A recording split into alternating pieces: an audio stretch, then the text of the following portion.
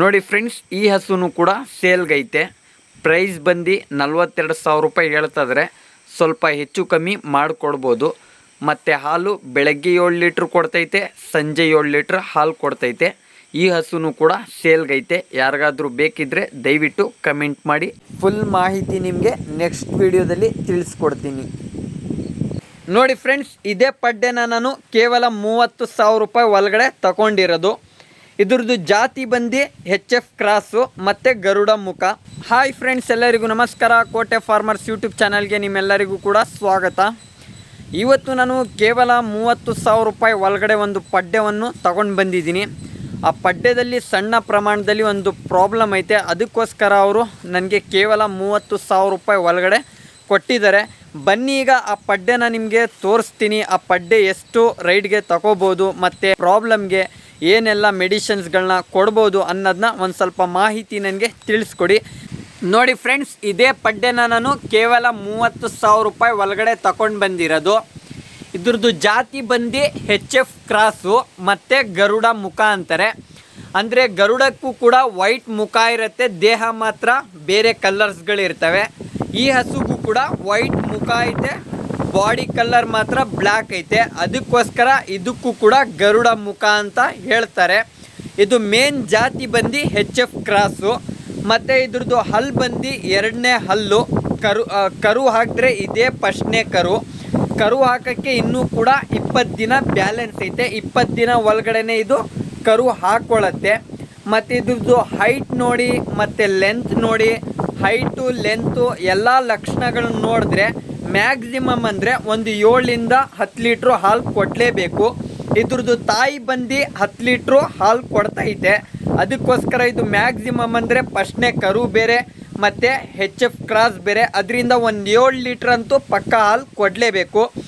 Jersey cross ಆಗಲಿ, HF cross ಆಗಲಿ ಮತ್ತು ಆಲ್ ಬ್ಲ್ಯಾಕ್ ಆಗಲಿ, ಇದ್ರದ್ದು ಹಾಲು ಒಳ್ಳೆ ಫ್ಯಾಟ್ ಇರುತ್ತೆ, ಒಳ್ಳೆ ಡಿಗ್ರಿ ಇರುತ್ತೆ. ಅದಕ್ಕೋಸ್ಕರ ನಾನು ಡಿಗ್ರಿಗೋಸ್ಕರ ಮತ್ತು ಫ್ಯಾಟ್ಗೋಸ್ಕರ ಈ ಪಡ್ಡೆನ ನಾನು ತಗೊಂಡು ಬಂದಿದ್ದೀನಿ.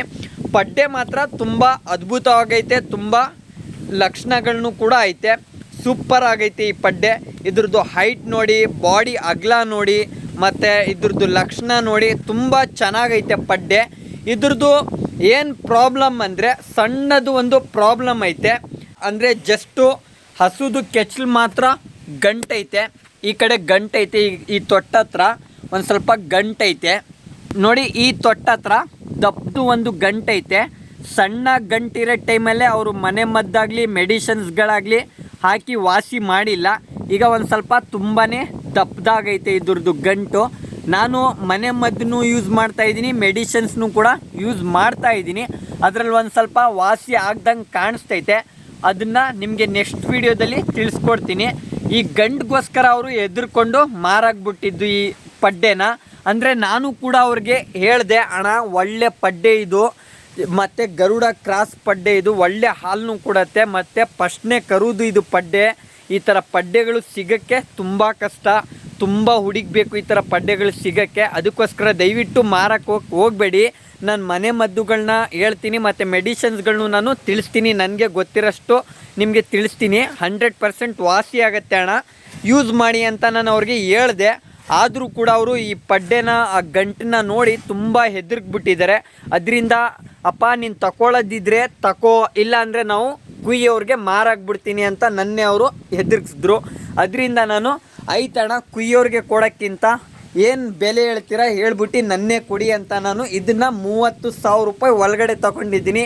ನೀವೇ ಗೆಸ್ ಮಾಡಿ ಇದು ಎಷ್ಟು ಇದಕ್ಕೆ ಹಣ ಕೊಡ್ಬೋದು ಮತ್ತು ಈ ಪ್ರಾಬ್ಲಮ್ಗೆ ಏನೆಲ್ಲ ಮನೆ ಮದ್ದುಗಳನ್ನ ಯೂಸ್ ಮಾಡ್ಬೋದು, ಏನೆಲ್ಲ ಮೆಡಿಷನ್ಸ್ಗಳನ್ನ ಯೂಸ್ ಮಾಡ್ಬೋದು ಇದು ಕರ್ಗಕ್ಕೋಸ್ಕರ ಅಂತ ನೀವು ಆದಷ್ಟು ಮಾಹಿತಿ, ನೀವು ತಿಳಿದಿರೋಷ್ಟು ಮಾಹಿತಿಯನ್ನು ನನಗೆ ತಿಳಿಸಿ.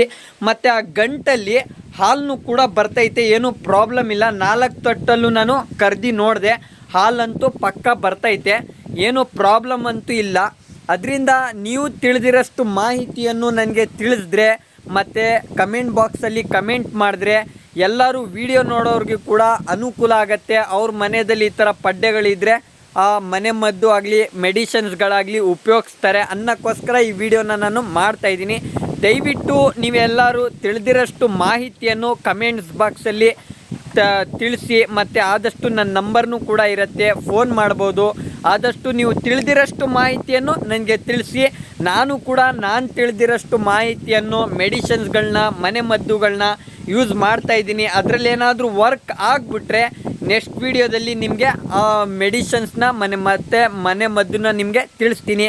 ನಾನು ಯಾವುದೇ ವೀಡಿಯೋನೂ ಕೂಡ ನಾನು ಉಪಯೋಗಿಸ್ದಂಗೆ ವೀಡಿಯೋ ಮಾಡಲ್ಲ. ಅದಕ್ಕೋಸ್ಕರ ನಾನು ಯೂಸ್ ಮಾಡಿಬಿಟ್ಟು ಅದ್ರದ್ದು ರಿಸಲ್ಟ್ ನೋಡಿ ನಿಮಗೆ ನಾನು ತಿಳಿಸೋಕ್ಕೆ ಪ್ರಯತ್ನ ಮಾಡೋದು.